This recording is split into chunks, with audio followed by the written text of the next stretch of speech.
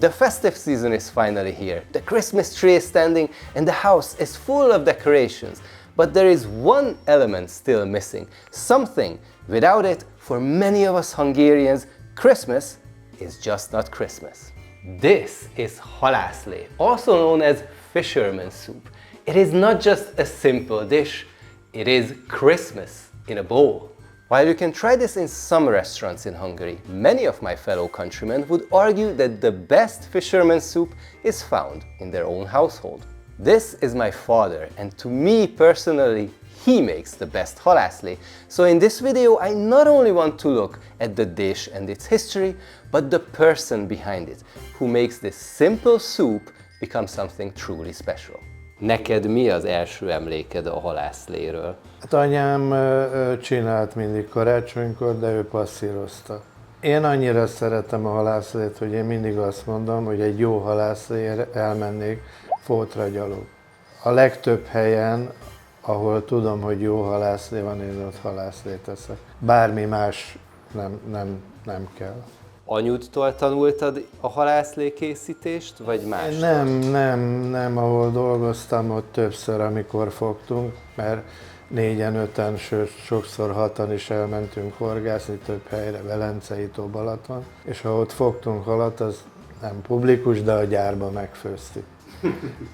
Szerintem 4-5 évesen már horgáztam én a Dunán apuval. Apu nagy horgász volt, és akkor átragadt rám is. Először kis halasztunk a Dunán, mert volt egy ilyen közös hétvégi ház, és akkor ott mindig kis halasztunk. A halászlének az alapja, hogy sok halból készüljön, lehet több halból is, de a pontja az mindenképpen legyen benne. If we look at the ingredients required for fisherman soup, it may seem like a very simple dish.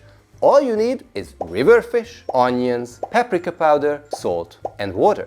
In medieval times, however, this was even simpler. It was a dish for peasants, very different from the dish that we know and love today. Before paprika powder was introduced in the region, the original soup was made by fishermen who used their freshly caught fish by cooking them into a thin broth with their portable hanging cauldron known as bogrács. It was a true example of the waste-nothing mentality of the everyday people back then, as all parts of the fish were used in the making of this dish. Due to this, it had a more dominant fishy flavor, sometimes even a bit sour as well. But all of this changed with the arrival of paprika, which transformed this plain and simple dish into a deep, red, flavorful and gently spicy soup. Today, while the basic ingredients are set, each household has its own little twists and turns on the recipe to make this dish truly their own. If you ask some of my fellow Hungarians how they make fisherman soup at home, you likely won't hear the exact same recipe twice. Amit ma csinálsz halászlé, az miben más? Tehát egy időben csináltam azt, hogy kivettem, egy kicsit hagytam lehűlni, és leszettem a csontokról a húst, és belekevertem. Nem jó, mert lesz egy sűrű alap, ami utána kezelhetetlen. És azért ezt kiveszem, félre van téve, másra van elhasználva. A keletkezett lébe megy bele a halszelet, filézett halszelet, meg a belsősége. Felfor, 3-3,5 órát főzöm az alapot, és akkor készül el a halászlé. Mi az, ami konkrétan tilos, így magyar tradíciók szerint, a halászlé főzésénél? Nem érdemes tiszta harcsából főzni halászlét, nem jó. Halszeletnek jó, de magának a hal alaplének az elkészítéséhez nem jó. Rossz íze lesz. Én ezért nem is csináltam még, de szerintem hülyeség is kipróbálni, hogy utána kiöntse az ember. Ahogyan ma te csinálod a halászlét, akkor a tied az szegedi vagy bajai? And this is an important question, one that can spark endless debate among us Hungarians when it comes to which halászlé is the best halászlé. While the recipe can differ from family to family, in the end, there are two dominant styles of halászlé. When you look at a map of Hungary, there are two major rivers that run through the country, the Danube and the Tisza. Close to the southern borders of Hungary, there's Baja on the Danube River, and there's also Szeged on the Tisza River. And while they are just less than 100 kilometers away from each other, their take on Halászlé cannot be further apart. Szeged-style fisherman soup often uses a mix of river fish, and most importantly, it is strained. That English word, however, doesn't truly translate the word we actually use for it in Hungarian. Remember when my dad used the word passzírozni? De ő passzírozta. While technically this translates as to strain, it really means more like to push something through to make it more smooth and mushy.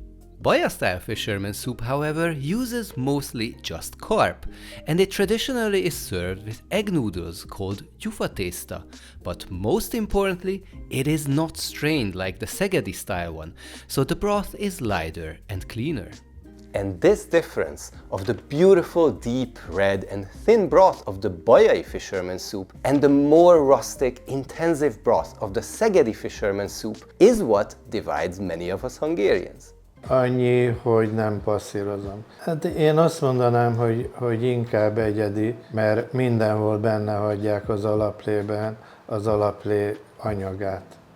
Tehát azokat a halakat, tehát fej, farka, vagy a filézett halnál ugye a gerincet. Évek alatt kialakult, én nem nyers hagymából csinálom, hanem hagymakrémmel, piros paprika, paradicsom, szintén túlsos teszek, paprikakrémet, azt üvegest is, de édes paprikakrémet.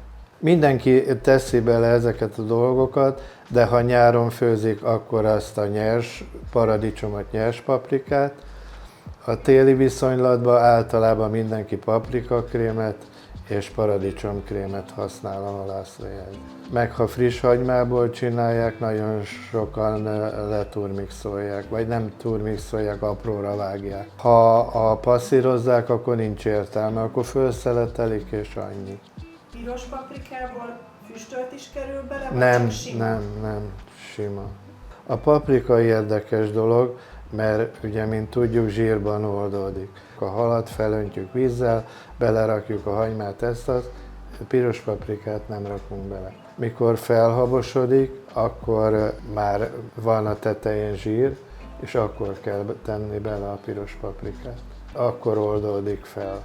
De mindenki úgy csinálja, hogy a belerakott mennyiségnek a 2/3 teszi bele először, és a végén, amikor már vagy átpasszírozta, vagy átszűrte, most mindegy, hogy melyik megoldás választa, akkor teszi bele még azt az 1/3 rész paprikát. Tehát nem szabad egyből a teljes mennyiséget beletenni. Now, before we continue, I just want to give a quick shout out to our lovely members who have been supporting us throughout this year. Thank you so much for all the support and being so awesome. And if you want to become also a member of this super awesome group, then consider joining us on our membership. We have Cabbage lovers, Cabbage supporters. No matter which member you become, we are really grateful for all the support that we get. And now let's get back to the history and all that you need to know about this delicious Hungarian Christmas treat. So we know where fisherman soup came from and how paprika transformed it into a dish that a whole country enjoys. But how did this dish become an important element of the Christmas season? Well, there's actually a lot of aspects of fisherman soup that make it an ideal dish for the festive season. Christmas period was usually a time of fasting where meat was not allowed, but in Hungarian traditions, fish was allowed. And fish itself often symbolizes Christ, life, and renewal. But we also see the many scales of the fish as a symbol of abundance, and consuming fish during the season is believed to bring good luck and wealth in the new year. Also, during winter, river fish was generally still available, and since the fisherman's soup could be made in large quantities, it helped with becoming a dish for large gatherings. Plus, the longer hours of simmering required made the anticipation even more exciting, and the beautiful, deep red color of the broth made it even more perfect for a celebration. Ha visszagondolsz a te gyermekkorodra, akkor ma miben más a szenteste, mint akkor volt? A fenyőfa például nem is volt normál fenyő, csak lucfenyőt használt mindenki. nem volt túlságosan feldíszítve, tehát kevés szaloncukor volt, több dísz. Mi volt a menü általában? Hát halászlé, rántott hal. A dédiek még csináltak krumplisalátát. Amikor jön a karácsony, és tudod, hogy halászlevet fogsz főzni, jó érzéssel tölt el ez a gondolat? Igen, én szeretem is csinálni, megmondtam is, hogy nagyon-nagyon szeretem a halászlét, a halat általában, várom is.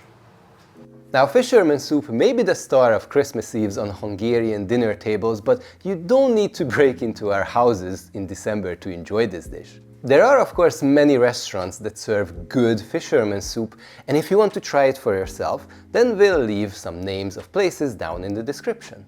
Azért érdemes a halászlét megkóstolni. Most az mindegy, hogy a Baja-nál tésztával, vagy a Szegedinél tészta nélkül, mert a halakból kijönnek olyan ízek, ami a sütésnél másképp jelenik meg.